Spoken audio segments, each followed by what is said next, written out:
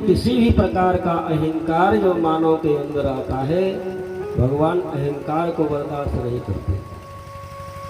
चाहे रूप का अहंकार हो, चाहे अपने धन का अहंकार हो, चाहे परिवार का अहंकार हो, चाहे धन का अहंकार हो या अपने ज्ञान का अहंकार हो, किसी भी प्रकार का अहंकार यदि मानव में आया या किसी में भी आया, तो जिस प्रकार से चींटा को आप देखते हैं, गांव में कहते हैं चींटा के पंख जमा, तो इसका मतलब ये अब जाने वाला है।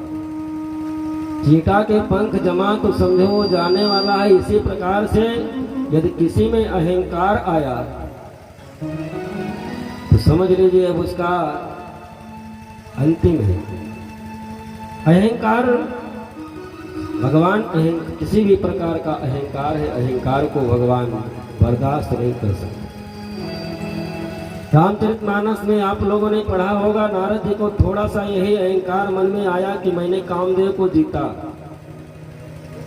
नारद जी कोई साधारण व्यक्ति नहीं है। नारद जी ब्रह्मा जी के मानस पुत्र हैं और उनकी गति ये है कि जब चाहे वैकुंठ में जाकर के भगवान नारायण का दर्शन कर सके, जब वो चाहे अपने पिता ब्रह्मा के यहाँ पहुँच जाए, जब चाहे तो भगवान शिव के पास जाकर के दर्शन करे। वो ऐसे समर्थवान। नारद जी के हृदय में थोड़ा सा अहंकार आया और उनकी कैसी दशा हुई आप लोगों ने रामचरितमानस में पढ़ा होगा। तो भगवान कल इंद्र को एक अहंकार था कि हम बरसात करते हैं जिससे संपूर्ण सृष्टि का पालन पोषण होता है। यदि हम बरसात न करें तो सृष्टि में जितने लोग हैं वो अन्न के बिना मर जाएंगे। क्योंकि जब मैं वृष्टि करता हूँ, बरसात होने से अन्न पैदा होता है और वो अन्न से मानव जीवित रहता है। तो उस अहंकार को भगवान ने इंद्र के अहंकार को समाप्त किया। ब्रह्मा जी को ये अहंकार था कि मैं सृष्टि का रचयिता हूँ, मैं सृष्टि करता हूँ। तो ब्रह्मा जी के अहंकार को भगवान समाप्त किए। उसी क्रम में सुखदेव जी महाराज वर्णन करते हैं कि राजन उसे वृंदावन के से कुछ दूर एक गांव में याज्ञिक ब्राह्मण रहा करते थे। और वो याज्ञिक ब्राह्मण ऐसे थे कि जिनके स्वयं वो यज्ञशाला में बैठ करके सुबह से शाम तक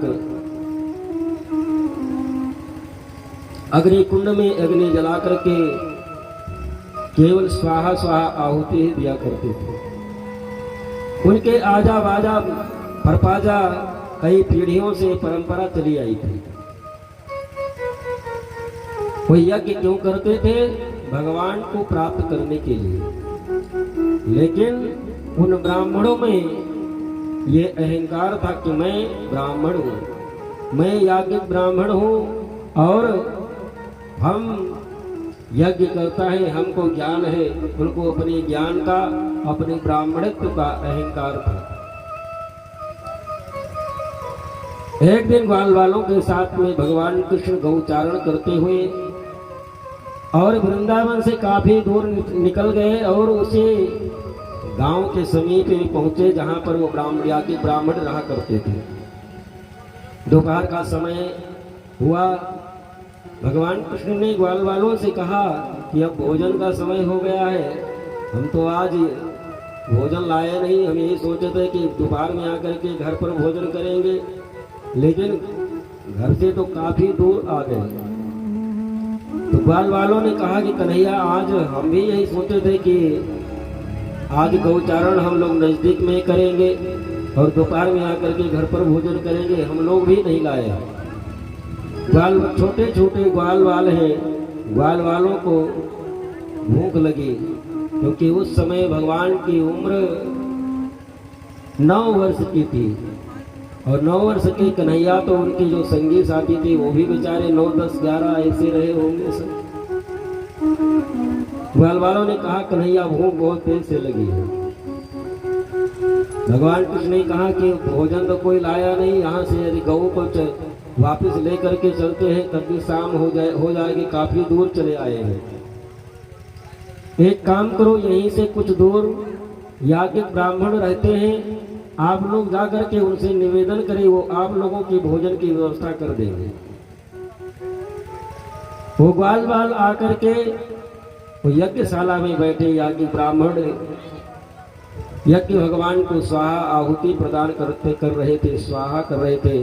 और ग्वाल बाल आकर के निवेदन करते हैं कि हम वृंदावन से आए हैं और हमारे साथ में कन्हैया भी हैं, और गौचारण करते हुए हम लोग दूर आ गए हैं और भोजन आज साथ में लाए नहीं थे, इसलिए हे ब्राह्मण देवता आप हमारे भोजन की व्यवस्था करें।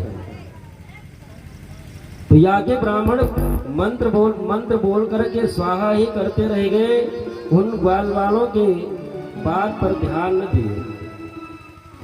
और बेचारे छोटे छोटे ग्वाल वालों वापस लौट करके आए और कन्हैया से निवेदन करने लगे, कन्हैया हम गए तो और उन ब्राह्मणों से निवेदन भी किए, लेकिन वो मंत्र बोल बोल करके केवल स्वाहा ही करते रह गए, हमारी तरफ उन लोगों ने ध्यान ही नहीं दिया।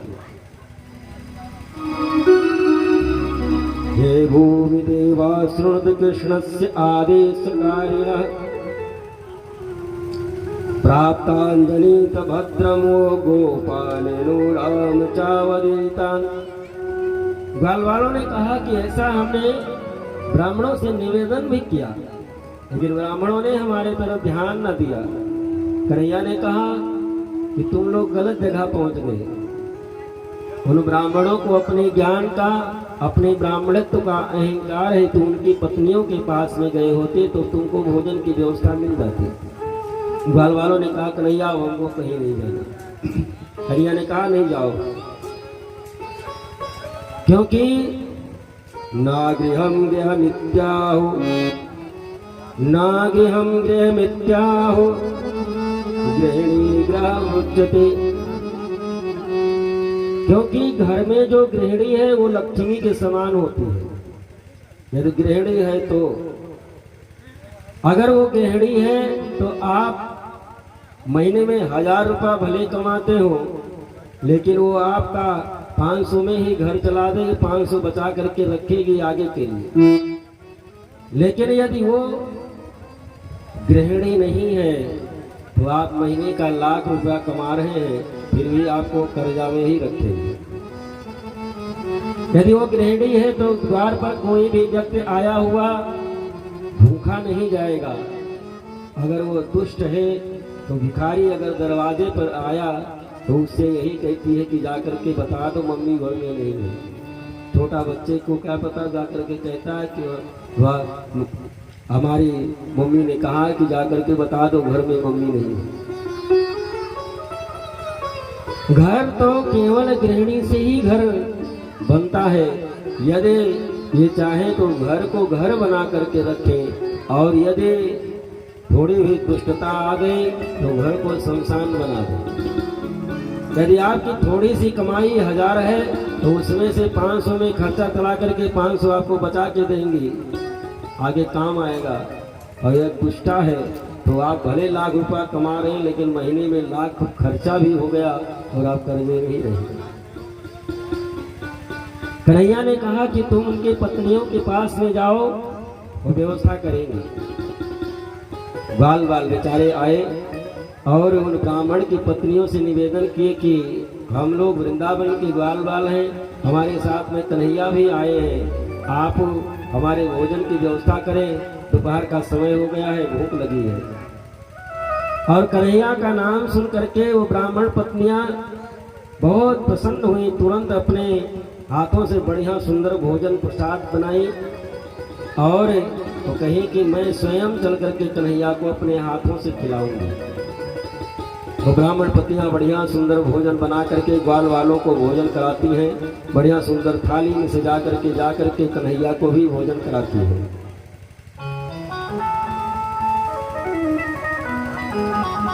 भोजन कराने के बाद में ब्राह्मण पत्नियों ने कहा कि हम बिना पति के आज्ञा के आपको भोजन कराने आई हैं, पता नहीं वो घर में रखेंगी कि नहीं रखेंगी। कन्हैया ने कहा कि जापुर कृपा राम करो होई, जापुर कृपा करें सब कोई। आप हमको भोजन कराने आए थे, अब आपके पति जितना स्नेह प्रेम पहले करते थे उससे 10 गुना अधिक प्रेम करेंगे, तुम जाओ। तो ब्राह्मण की पत्नियां जब वापस लौट करके आए और ब्राह्मण तब उनका तब तक अनुष्ठान पूरा हो गया था, आहुति जो प्रदान कर रहे थे आहुति उनका समय समाप्त हो गया था।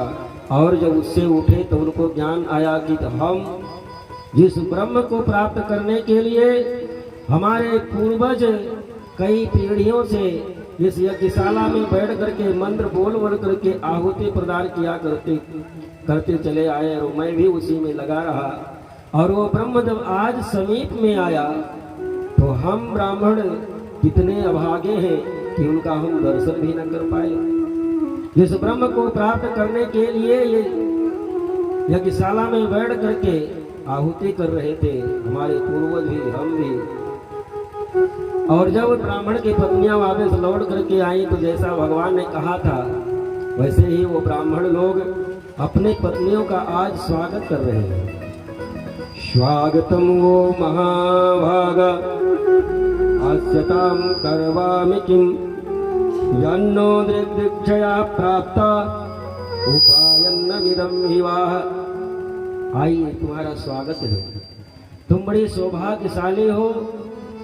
हम ब्राह्मण केवल अहंकार के फलस्वरूप आज उस ब्रह्म का दर्शन न कर पाए, और तुम्हारे अंदर हृदय में करुणा प्रेम रहने के कारण आज तुमने कुछ भी ऐसा सत्कर्म न किए, लेकिन करुणा प्रेम होने के कारण आज तुमको उस ब्रह्म का दर्शन प्राप्त हो गया।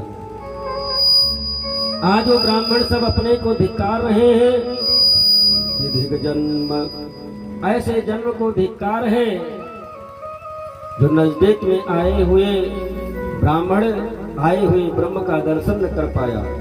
नास्ति विद्या विद्या, और ऐसे विद्या ऐसे ज्ञान को धिक्कार है जिसके कारण हृदय में अहंकार आ गया कि मैं ज्ञानी हूँ, मैं यज्ञ करता हूँ, और अहंकार के फल स्वरूप भगवान का दर्शन न हो पाया।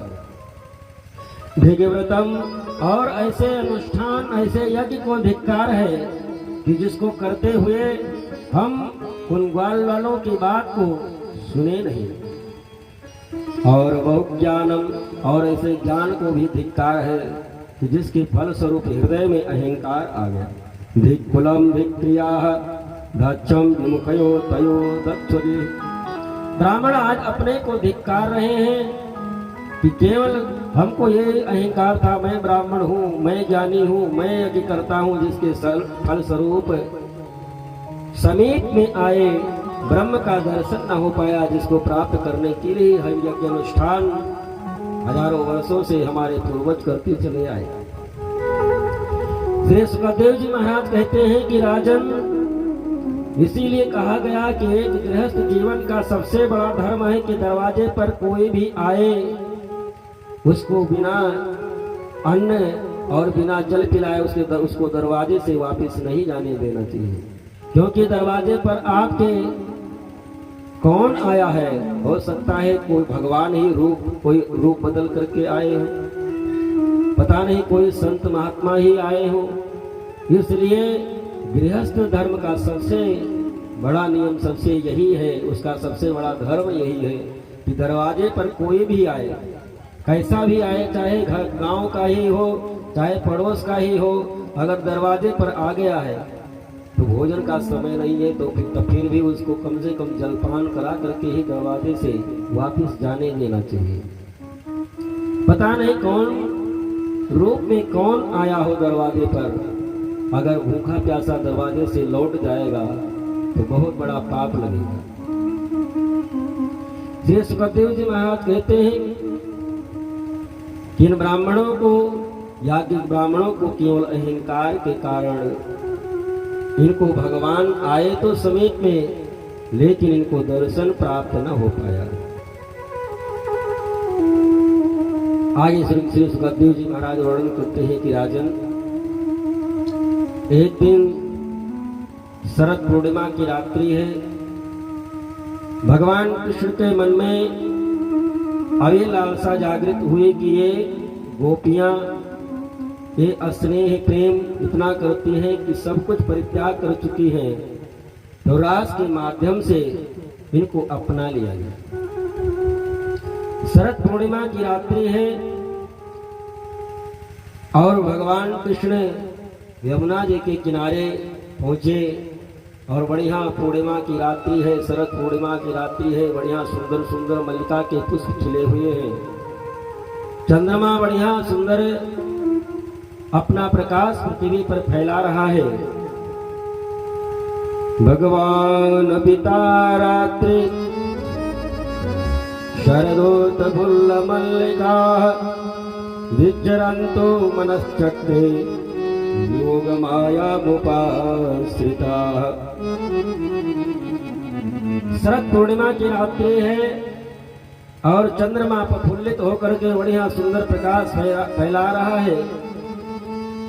मल्लिका के श्वेत रंग के सफेद बढ़िया सुंदर पुष्प खिले हुए हैं। बड़ा सुंदर समय है, मंद सुगंध बढ़िया सुंदर वायु प्रवाहित हो रही है और भगवान आज अपने बंसी को अपने अधर पर रखे और बंसी का वादन प्रारंभ कर दिए। निशम्य गीतम नदनं गवर्धनम, निशम्य गीतम नदनं गवर्धनम, मृगस्त्रिया कृष्ण गीत मानस। भगवान वंशी का वादन करते हैं, बजाने वाले भगवान एक है और सुनने वालों की संख्या लाखों में है, लेकिन सबको यही लगता है कि कन्हैया हमें को बुला रहे हैं। वृंदावन गोकुल की जितनी भी गोपियां हैं सबको यही लगा कि कन्हैया हमें को बुला रहे हैं। निशम्य गीतम नदनं गवर्धनम, ब्रजस्त्रिया कृष्ण गृहीत मानसः। सबके मन को हरण करने वाले वंशी का वादन सुन करके सभी गोपियां भगवान से मिलने के लिए चल पड़ी। जो जिस अवस्था में थी उसी अवस्था में भगवान से मिलने के लिए चल पड़ी। कोई गोपी गौ धोने के लिए गए थे और वंश की धुनी सुनी और वहीं पर दूध की बाल्टी रखी और कन्हैया से मिलने चल पड़ी। कोई गोपी भोजन बना रही थी और बंसी की धुन सुनी और वो गोपी भगवान से मिलकर मिलने के लिए चल पड़ी। कोई गोपी भोजन बना रही थी, भगवान के बंसी की धुन सुनी और वो अपने आप को ही भूल गए कि हमको क्या करना चाहिए। दाल में दूध, अंगार में चावल और साग बघारत गोबर डालो। इतने वो पागल हो गए, उसको ध्यान ही नहीं रहा क्या करना चाहिए क्या नहीं करना चाहिए। दाल में दूध, दाल चढ़ाई थी और दूध गर्म करने के लिए आए और कढ़ाई या अन्य बर्तन में दूध न रख करके उसी दाल में ही दूध सब डाल दी। दाल में दूध, अंगार में चावल और चावल बटोली में डालना चाहिए और वो आग में ही चावल डाल दी। साग बघारत गोबर डारो और खीर में नून मिलाए गई और पानी मांगते पात्र दे मारो। ऐसी गोपियां पागल हुई कन्हैया से मिलने के लिए। एक गोपी चलने के लिए तैयार हुए, उसके पति ने कहा कि हम जाने नहीं देंगे, ले जाकर के कमरे में बंद करके बाहर से ताला लगा दिया। गोपी ने कहा कि तुमको इस शरीर से प्रेम है और इस शरीर में छोड़ करके जा रही हूं, नमक लगा करके चाटो। और शरीर छोड़ करके कन्हैया से मिलने के लिए चल पड़ी।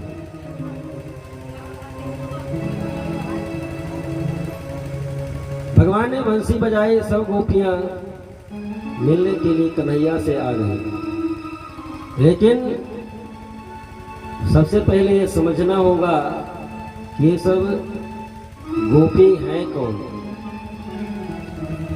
क्या वृंदावन गोकुल के 16 वर्ष 9 युवतियों को गोपी कहते हैं? ये सब गोपियां कोई वृंदावन गोकुल की 16 वर्ष की 9 युवतियां नहीं हैं जिनको गोपी कहा जाता है।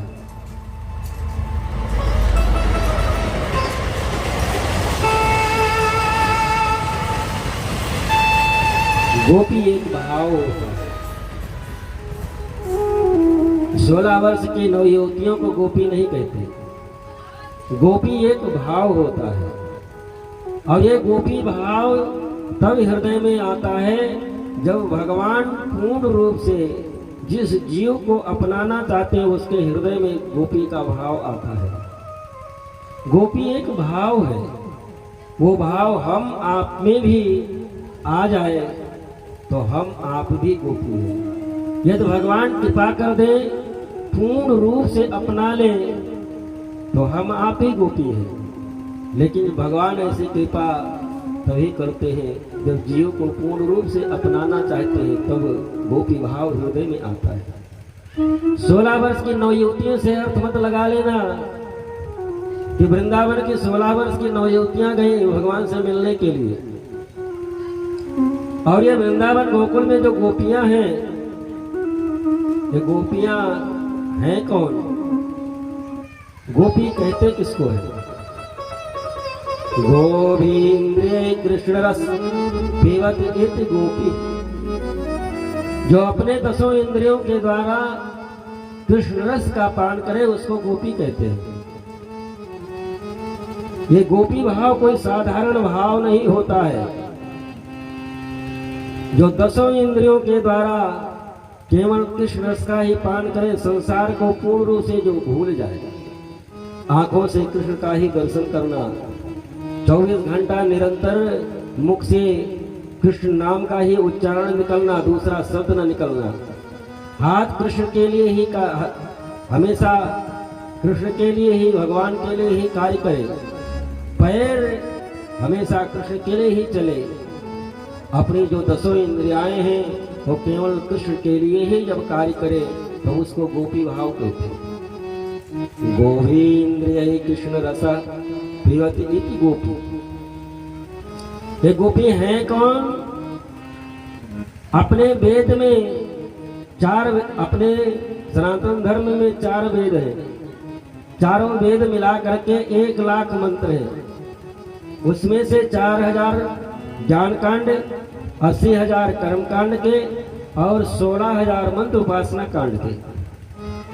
और ये जब वेद की ऋचाएं ब्रह्म का गान करते करते थक गई, ब्रह्म को प्राप्त न कर पाई, तो वेद की ऋचाएं को जब ये पता चला कि ब्रह्म इस वृंदावन में अवतरित हो चुका है, तो ये 1 लाख ये जो वेद की ऋचाएं हैं ये सब गोपी बनकर के ब्रह्म को प्राप्त करने के लिए आ गए।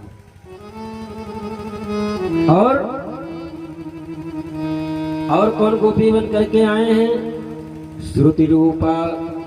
जो ये श्रुतियां हैं ये भी भगवान का गान करते करते थक गई, भगवान को प्राप्त न कर पाई, एक झलक प्राप्त न कर पाई, तो ये सब गोपी बन करके आ गए। श्रुति रूपा, मुनि रूपा। जो ऋषि मुनि हजारों वर्ष कठिन तपस्या करते करते शरीर छूट जाता, पुनः जन्म लेते और पुनः तपस्या करते, कई जन्म उनका बीत गया, तब करते करते भगवान का आराधना करते करते जब भगवान को प्राप्त न कर पाए वो मुनि लोग, तो वो सब उनको जब ये पता चला कि वृंदावन में हमारे कन्हैया ने अवतार ले लिया है, तो सब ऋषि मुनि गोपी बनकर के वृंदावन में आ गए। श्रुति रूपा मुनि रूपा साधन सिद्धा। जो साधना के द्वारा भगवान को प्राप्त करना चाहते थे लेकिन भगवान को प्राप्त न कर पाए, तो साधन सिद्ध ऋषि मुनि वो सब वृंदावन में गोपी बन करके आ गए। साधन सिद्धा स्वयं श्रद्धा दैत्य कन्या। जब भगवान 52 रूप धारण करके गए, वामन रूप भगवान का देख करके दैत्य कन्याएं भी भगवान पर मोहित हो गई और भगवान का स्पर्श करना चाहिए, लेकिन उस समय वो भगवान का स्पर्श न कर पाई और वो दैत्य कन्याएं सब गोपी बनकर के वृंदावन में आ गई। श्रुति रूपा मुनि रूपा साधर सिद्धा स्वयं सिद्धा दैत्य कन्या मत्स्य कन्या। भगवान ने जब मत्स्य अवतार धारण किया तो जो मत्स्य कन्याएं थी वो भी भगवान को प्राप्त करना चाहती थी, लेकिन प्राप्त न कर पाई, तो वो भी वृंदावन में वो भी गोपी बनकर के आई। ये गोपियां एक कोई साधारण 16 वर्ष की नवयुवतियां नहीं है, ये मत समझना। सब भगवान से मिलने के लिए भगवान ने बंसी का वादन किया। बजाने वाले एक हैं, सुनने वाले की संख्या लाखों थी। सबको लगा कि कन्हैया हम ही को बुला रहे हैं। सब गोपियां आज भगवान से मिलने के लिए आ गई। जब सब गोपियां आ गई तो सबसे पहले तो भगवान स्वागत करते हैं। स्वागतम वो महाभागा प्रियम किम कैवाणि वाह। पहले तो भगवान सबका स्वागत करते हैं कि आइए आपका स्वागत है, स्वागत है। लेकिन फिर कन्हैया कहते हैं प्रियम किम करवाणि वाह, आने का प्रयोजन क्या है आप लोगों का। आप किसी के दरवाजे पर जाएं, आपको कोई बुलाए और आप उसके दरवाजे पर पहुंच जाएं और पहले आपका स्वागत करें और उस स्वागत करने के बाद में कहे भैया आप क्यों आए हैं हमारे यहाँ, फिर कैसा लगेगा। गोपियों ने मन में विचार किया कि पहले तो ये बुलाते हैं, आए तो स्वागत करते हैं और अब पूछ रहे हैं आप लोगों के आने का कारण क्या है। ब्रजस्यानमयं कच्चित ब्रूता आगमन कारणम। बताइए तो आप लोगों के आगमन का कारण क्या है, क्यों आई हो यहाँ पर। रजन्य ऐसा घोर रूपा, ये रात्रि का समय और रात्रि में और वो भी घोर रात्रि और उसमें ये घर से बाहर निकलना ये तुम लोगों के लिए ठीक नहीं है। रजन्य ऐसा घोर रूपा घोर सत्वा निसेविता और प्रतियातम ब्रजम्नेहम आस्थेयम स्त्री सुमध्यमा।